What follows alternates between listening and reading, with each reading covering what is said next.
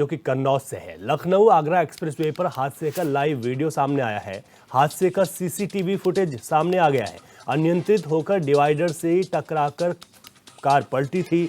14 अगस्त को इस हादसे में 2 लोगों की मौत हुई थी। सौरेख थाना क्षेत्र की पूरी घटना है। देखिए, वीडियो सामने आ गया है। वीडियो में आप देख सकते हैं कि किस तरीके से ये एक्सीडेंट यहाँ पर हुआ है, जो कि काफ़ी भयावह रहा। और यहाँ पर आती हुई स्कॉर्पियो साफ तौर पर देखी जा सकती है और उसके बाद यहाँ पर ये बड़ी दुर्घटना हुई है, जिसका वीडियो अब सामने आ गया है। यहाँ पर 2 लोगों की मौत हुई और यहाँ पर ये जो बड़ा भीषण हादसा हुआ उसका वीडियो फुटेज सामने आया है। सीसीटीवी फुटेज है ये, जिसमें देख सकते हैं कि कैसे यहाँ पर अनियंत्रित होकर डिवाइडर से स्कॉर्पियो टकरा गई और भीषण यहाँ पर यह हादसा हो गया। तो 14 अगस्त को यह हादसा हुआ था। अब सीसीटीवी फुटेज सामने आया है। नेशनल हाईवे पर यह हादसा हुआ। सौरेख थाना क्षेत्र की ये पूरी घटना है, जहां पर जो स्कॉर्पियो है वो डिवाइडर से टकरा गई और डिवाइडर से टकराने के बाद ये बड़ा हादसा हुआ, जिसमें 2 लोगों की मौत हो गई थी। आप देख सकते हैं वीडियो में किस तरीके से स्कॉर्पियो डिवाइडर से टकरा गई अनियंत्रित होकर और 2 लोगों की मौत हो गई थी। क्योंकि ये हादसा कितना भीषण रहा होगा, इन तस्वीरों के माध्यम से समझा जा सकता है।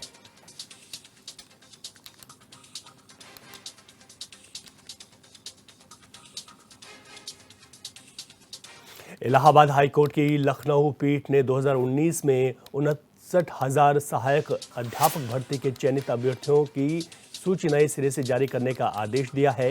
कोर्ट ने 1 जून 2020 और 5 जनवरी 2022 की चयन सूचियों को दरकिनार कर नियमों के तहत 3 माह में नई चयन सूची बनाने के निर्देश दिए हैं। कोर्ट के इस फैसले से राज्य सरकार को बड़ा झटका लगा है।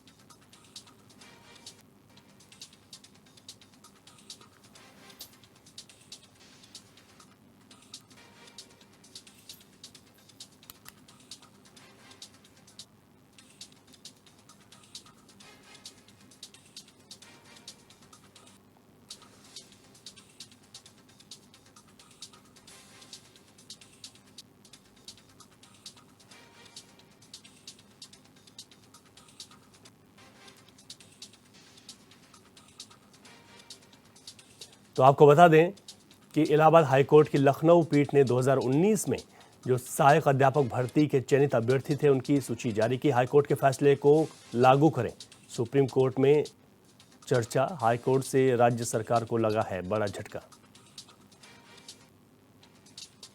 पुरानी सूची दरकिनार कर नई चयन सूची जारी करने के निर्देश दिए गए हैं। ये बड़ा अपडेट है। आपको बता दें कि पिछली सूची के आधार पर नौकरी कर रहे शिक्षकों की सेवा पर भी संकट आ सकता है।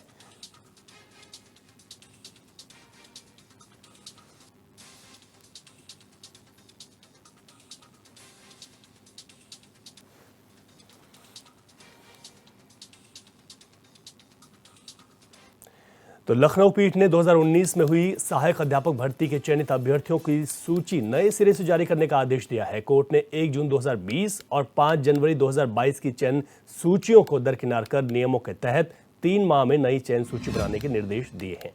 कोर्ट के इस फैसले से राज्य सरकार को बड़ा झटका लगा है। वहीं पिछली सूची के आधार पर नौकरी कर रहे शिक्षकों की सेवा पर भी संकट खड़ा हो गया है।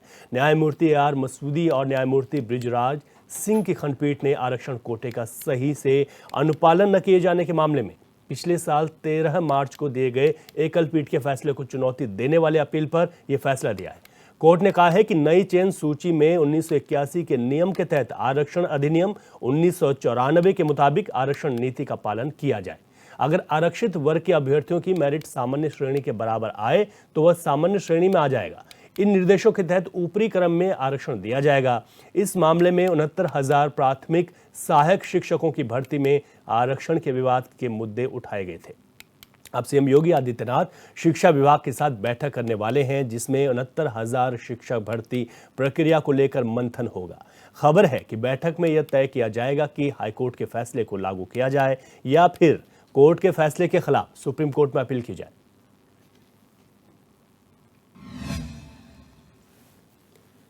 अधिक जानकारी लेते हैं। हमारे संवाददाता लखनऊ से राशिद आरिफ हमारे साथ लाइव जुड़ गए हैं। राशिद, और क्या कुछ अपडेट इस पर निकलकर सामने आ रहा है? अब यहाँ पर मुख्यमंत्री भी खुद इसका मंथन करेंगे। देखिए आपको बता दी, जो 69,000 शिक्षक भर्ती का मामला जो है ये लंबे समय से चल रहा है और कहीं ना कहीं देखा भी गया है कि राजधानी लखनऊ सड़कों पे किस तरह से शिक्षक प्रदर्शन करते हुए लगातार नजर आए। कोई डर नहीं बचा जहां शिक्षकों ने प्रदर्शन नहीं किया। 2019 भर्ती का मामला है। उसी के बाद में जब 2022 में इसमें भर्ती हुई तो कहीं ना कहीं ये देखा गया कि आरक्षण की अनदेखी की हम्म। गई, जिसको लेकर लगातार जो शिक्षक भर्ती के जो अध्यक्ष है राजीव यादव, उन्होंने कहीं ना कहीं लखनऊ में प्रदर्शन शुरू किया। उसके बाद में ये मामला कोर्ट में गया। अब इलाहाबाद हाईकोर्ट ने एक बड़ा फैसला दिया है। योगी सरकार के कहीं ना कहीं बैकफुट पे जाने के लिए ये फैसला माना जा रहा है, क्योंकि मुख्यमंत्री योगी आदित्यनाथ ने जो नियुक्ति उनके विभाग के द्वारा की गई थी तो कहीं ना कहीं चुनौती हाईकोर्ट में दी गई थी। हाईकोर्ट ने यह आदेश दिया है कि 3 महीने के अंदर नई चयन जो है सूची वो तैयार की जाए, क्योंकि 69,000 शिक्षक भर्ती में आरक्षण का जो मामला है वो लगातार गरमाया था। अगर बात की जाए 2022 चुनाव की, तो 2022 चुनाव में भी ये मुद्दा उठा था, लेकिन 2024 लोकसभा चुनाव में कहीं ना कहीं शिक्षक भर्ती का मामला बहुत जोर पकड़ा था। अब इलाहाबाद हाईकोर्ट ने उत्तर प्रदेश सरकार को यह आदेश दिया है कि 3 महीने में आप चयन सूची नहीं तैयार करिए और उसमें आरक्षण के तहत जिन लोगों को नौकरी नहीं दी गई उनको दी जाए। अब सरकार के लिए सबसे बड़ा सवाल ये बना हुआ है कि जो नियुक्ति दे दी गई है, अगर उनको आरक्षण के अंतर्गत दूसरे जो शिक्षक है उनको दिया जाता है तो किस तरह से पूरा जो शिक्षा विभाग में सेटलमेंट किस तरह से किया जाएगा। दूसरी सबसे बड़ी बात बता दूं, इन सारे मामलों को लेकर आज मुख्यमंत्री योगी आदित्यनाथ शिक्षा विभाग के अधिकारियों के साथ में बैठक करने जा रहे हैं। मुख्यमंत्री योगी आदित्यनाथ आज एक बड़ा फैसला ले सकते हैं। या तो जो हाईकोर्ट का आदेश है उसमें वो सुप्रीम कोर्ट जा सकते हैं, या तो हाईकोर्ट के आदेश को लेकर वो 3 महीने में नई चयन सूची तैयार करेंगे। इसी सब चीजों को लेकर आज मुख्यमंत्री एक बैठक करने जा रही है। बड़ी बैठक मानी जा रही है। कल मेरी कुछ शिक्षा विभाग के जो अध्यक्ष है राजीव, उनसे बात हुई थी तो उन्होंने कहा था ये शिक्षकों की बड़ी चीज है, क्योंकि आरक्षण का मुद्दा जो है वो कहीं ना कहीं उत्तर प्रदेश में गरमाता जा रहा था। तो हम लोगों ने बताया कि आरक्षण के अंतर्गत जो है वो नियुक्ति नहीं हुई है। इसी को लेकर कहीं ना कहीं सरकार के द्वारा ये भी कहा जाता था कि अलग अलग पार्टियों पे एजेंट है, लेकिन जिस तरह से हाईकोर्ट का आदेश आया, हाईकोर्ट के आदेश के बाद में अब योगी सरकार पूरी तरह से एक्टिव नजर आ रही है। आज मुख्यमंत्री योगी आदित्यनाथ एक बड़ी बैठक करेंगे। बैठक में क्या फैसला लेते हैं, क्या आरक्षण के अंतर्गत नियुक्ति किससे की जाएगी, नई सूची बनेगी, या हाईकोर्ट के फैसले को सुप्रीम कोर्ट में चुनौती दी जाएगी, ये एक बड़ा सवाल है और ये देखने वाली बात होगी। जी रवि।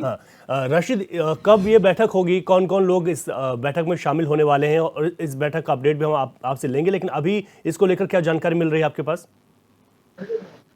नहीं, आपको बता दें कि शिक्षा विभाग के देखिए अधिकारी होंगे और उसमें जो कैबिनेट मंत्री है या राज्य मंत्री है, स्वतंत्र प्रभार मंत्री है, शिक्षा विभाग से रिलेटेड जो भी अधिकारी हैं वो सारे अधिकारी को बुलाया गया है और मुख्यमंत्री योगी आदित्यनाथ आज उनके साथ में बैठक करेंगे। लेकिन सबसे बड़ी चीज सामने निकल के ये आएगी कि बैठक में फैसला क्या लिया जाता है। हाईकोर्ट का जो आदेश है उस आदेश पे नई सूची बनाई जाएगी या सुप्रीम कोर्ट में इस मामले को आगे बढ़ाया जाएगा, देखने वाला सवाल होगा। दूसरी तरफ आपको बता दूं कि लगातार शिक्षक भर्ती के जो अभ्यर्थी हैं वो हमने खुद देखा है कि 2019 के बाद से 22 से कहा उन्होंने 6 साल का एक बड़ा संघर्ष लखनऊ की सड़कों पे किया है। डिप्टी सीएम हो या स्वास्थ्य मंत्री हो या ब्रजेश पाठक कह लीजिए डिप्टी सीएम, उनके आवाज पे लगातार ये जो है घेरते चले आ रहे हैं। अगर बात की जाए तो जब ये मामला उठा था तो शिक्षा मंत्री जो सतीश द्विवेदी थे तो उन्होंने कहीं सुगम बैठक जो है वो शिक्षा अभ्यर्थियों के साथ नहीं की थी। लगातार लखनऊ की सड़कों पे प्रदर्शन देखने को मिला, लंबे समय से ये प्रदर्शन चल रहा था।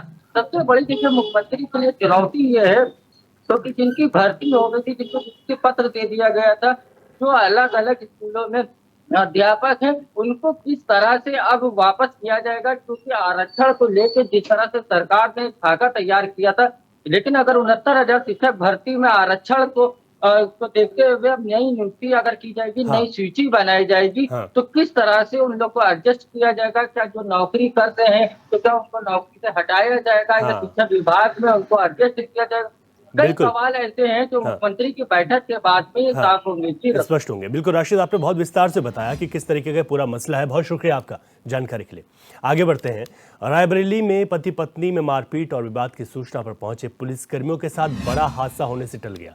दरअसल भदोखर थाना क्षेत्र के गांव से डायल 112 की टीम को लीड मिली कि पति पत्नी के बीच मारपीट हो रही है। जहां मौके पर पहुंचे पुलिसकर्मियों ने देखा कि शराब के नशे में धुत एक व्यक्ति अपनी पत्नी और परिवार के लोगों के साथ मारपीट कर रहा है। वहीं जब हेड कांस्टेबल ने व्यक्ति को समझाने और बीच बचाव की कोशिश की तो शराबी व्यक्ति ने हेड कांस्टेबल पर ही हमला कर दिया। यहां तक हेड कांस्टेबल की वर्दी भी फाड़ दी। इसके बाद घायल हेड कांस्टेबल को जिला अस्पताल में भर्ती कराया गया।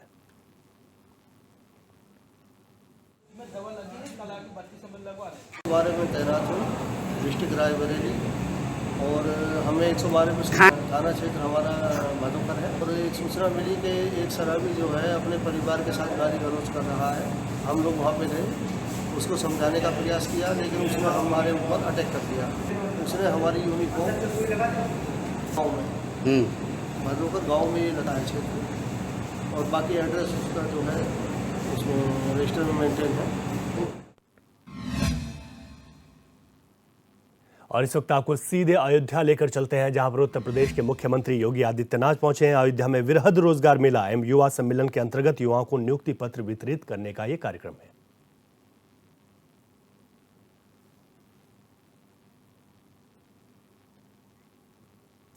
तो अयोध्या से सीधी तस्वीरें आप देख रहे हैं। रोजगार और युवा सम्मेलन का यहां पर आयोजन है। उत्तर प्रदेश के मुख्यमंत्री योगी आदित्यनाथ यहां पर पहुंचे हैं, कार्यक्रम में मौजूद हैं।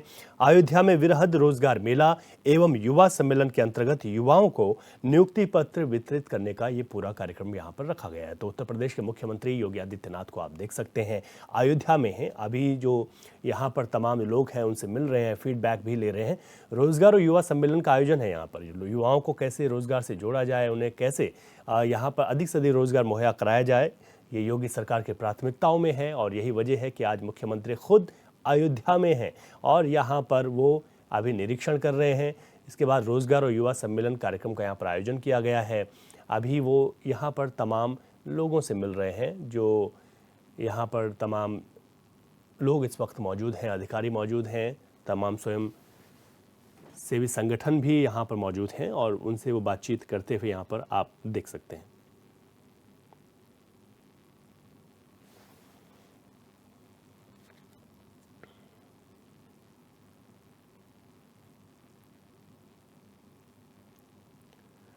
तो अयोध्या से सीधी तस्वीरें हैं जहां पर कार्यक्रम रखा गया है। रोजगार और युवा सम्मेलन कार्यक्रम यहां पर है। मुख्यमंत्री योगी आदित्यनाथ यहां पर मौजूद हैं और वो यहां पर लोगों से मिल रहे हैं।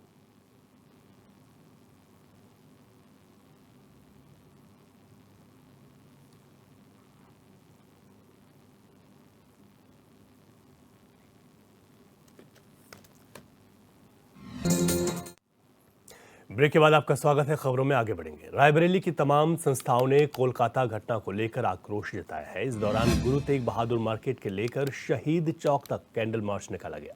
सरकार से जल्द दोषियों को पकड़कर फांसी की सजा देने की मांग हुई है। उन्होंने कहा कि जहां बेटियों को शिक्षित और सुरक्षा देने की बात कही जाती है, वहीं बेटी और महिलाओं के साथ इस तरह के जघन्य अपराध देशवासी बर्दाश्त नहीं करेंगे।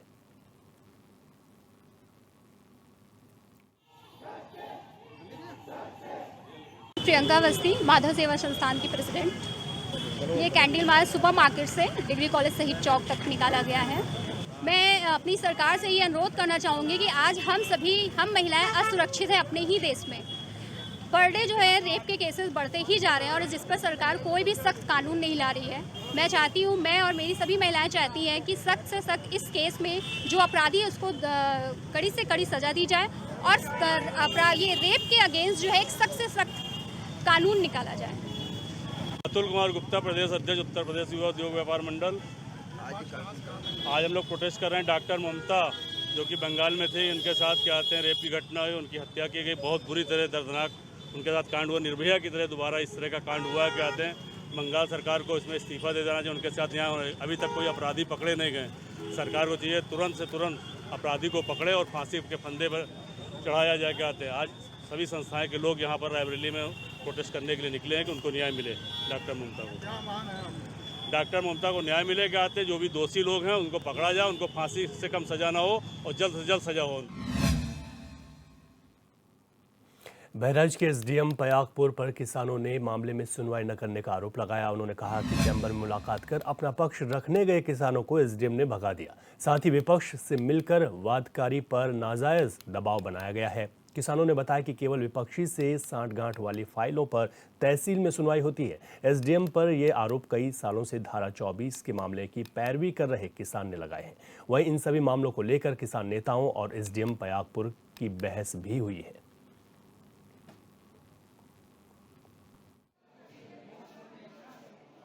हमारा विरासत दर्ज करने के हेतु में मैंने आया था, तो इन्होंने सर मैं आया तो इन्होंने कह रहे हैं कि यहाँ पे मैं दर्ज नहीं करूँगा, अब आप जाइए यहाँ से। कहाँ से? हमारे तहसील से।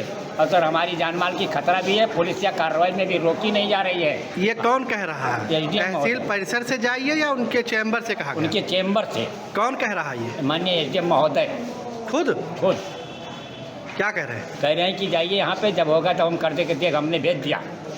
किस लहजे से कहा उन्होंने? जी सर। किस लहजे से कह रहे थे? अब लहजे से सर तो उनकी मैं निगरानी जाने, उनकी मेहरबानी जाने, उनकी क्या जाने तो हम नहीं जानते सर जी।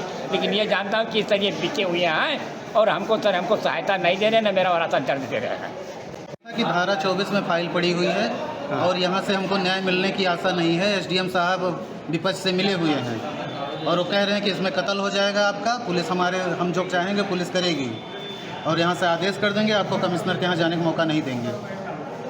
तो इससे हम बहुत आहत हैं और आपके पेपर से हम बताना चाह रहे हैं कि यहाँ ये व्यवस्था है पयागपुर तहसील में। जी मिले, हमारे कुछ किसान यूनियन के मंडल अध्यक्ष भी थे, उनके सामने ये सब कृत्य हुआ है। क्या हुआ? कि उन्होंने चैम्बर से कहा कि आप बाहर जाइए, हम नहीं सुने, कानून हम नहीं मानते। पहले तो आप हमारे परिचय जान लीजिए। मंडल उपाध्यक्ष भारतीय किसान यूनियन जुगल किशोर मिश्रा, देवीपाटन मंडल गोंडा।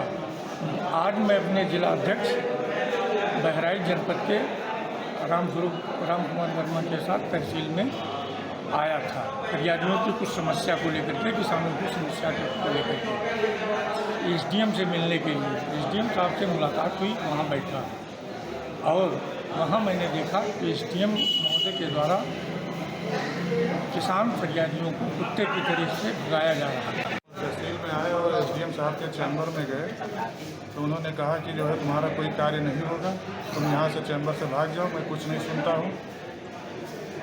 किस बात को लेकर कहा? यही हमारी धारा 24 की फाइल यहाँ पर है, उस पर हर 2 दिन का डेट लगाते हैं विपक्षी से दबाव में आकर, और जो है उस पर कहते हैं और अदर सारी फाइलों पर, जो कि वहाँ हाई कोर्ट से भी जो है उस पर जजमेंट है कि जो है 3 महीने में उसको निस्तारण किया जाए। उसका डेट हमेशा एक महीने का लगता है, 15 दिन का लगता है और हमारा कोई भी उसमें कोई डिसीजन नहीं है। उसके बाद में 2 दिन का डेट, 1 दिन का डेट लगातार, जैसे लग रहा है कि जो है 3 साल 4 साल पुरानी। उधर लखनऊ के मानक नगर में पुलिस ने बुजुर्ग के अपहरण और हत्या का खुलासा किया है। बता दें कि 11 अगस्त को थाने में बुजुर्ग की गुमशुदगी की रिपोर्ट दर्ज कराई गई थी। वहीं पुलिस ने मामले में कार्रवाई करते हुए बुजुर्ग के घर में रहने वाले दोनों किराएदारों को हत्या के आरोप में गिरफ्तार किया है, जिनसे पूछताछ में पता चला कि दोनों ने हत्या करने के बाद मृतक के शव को ठिकाने लगा दिया था।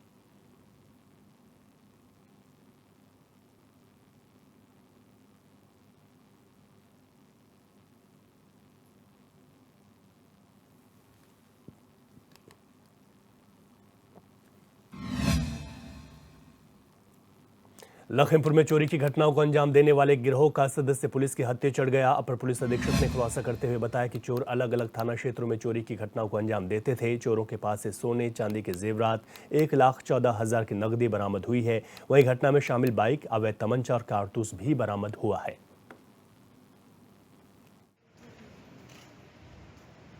श्रीमान पुलिस अधीक्षक महोदय के निर्देशन में हम लोग लगातार चोरी और नकबजनी के खिलाफ कार्रवाई कर रहे थे, जिसके फलस्वरूप आज हमको एक बड़ी सफलता मिली है। थाना कोतवाली सदर, खीरी और सर्विलांस टीम के संयुक्त प्रयास से आज हमको एक चोर पकड़ा, जिसके पास से लगभग 1.25 लाख रुपए और भारी मात्रा में गहने और एक अवैध तमंचा, 3 कारतूस, 315 बोर बरामद हुआ है, जो कि अलग अलग थाना क्षेत्रों में इसने चोरियां की थी। इसमें जिसमें 2 वांछित हैं। बरेली के फतेहगंज पश्चिमी क्षेत्र में एक युवक का शव मिलने से हड़कंप मच गया। बताया जा रहा है कि युवक दूसरे समुदाय की युवती से प्यार करता था। वहीं शव की सूचना मिलते ही पहुंची पुलिस ने शव को कब्जे में लेकर पोस्टमार्टम के लिए भेज दिया है। वहीं मृतक के परिजनों ने युवती के परिजनों पर बेटे की हत्या का आरोप लगाया। फिलहाल पुलिस ने मामला दर्ज कर आगे की जांच शुरू कर दी।